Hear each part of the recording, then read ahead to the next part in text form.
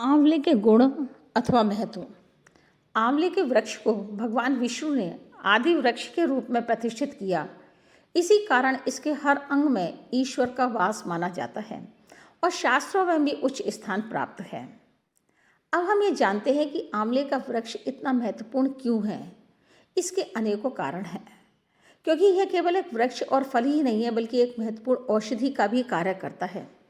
सनातन धर्म यह मानता है कि पहले ज़माने में भारत में हर घर में बनने वाली सब्जी में खट्टापन लाने के लिए खटाई अथवा अमचूर तथा टमाटर के स्थान पर आंवले का ही प्रयोग किया जाता था।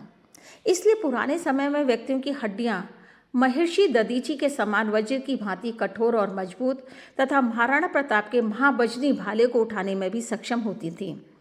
परंतु आधुनिक समय की दौड़ ने हमको ये सौगात दी है कि अब हड्डियों को मजबूत करने के लिए हम अंग्रेजी कैल्शियम तथा विटामिन्स के ऊपर निर्भर हो गए हैं, जिसके कारण कम उम्र में ही हड्डियां भजन कीर्तन में लग जाती हैं।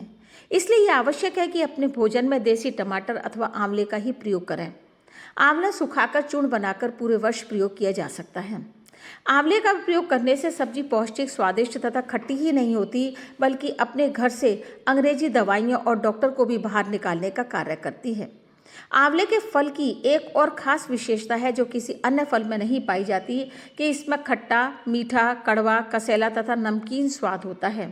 इसलिए इसको पंचरसा भी कहते हैं। इतने सारे स्वाद किसी एक फल के अंदर नहीं पाए जाते हैं।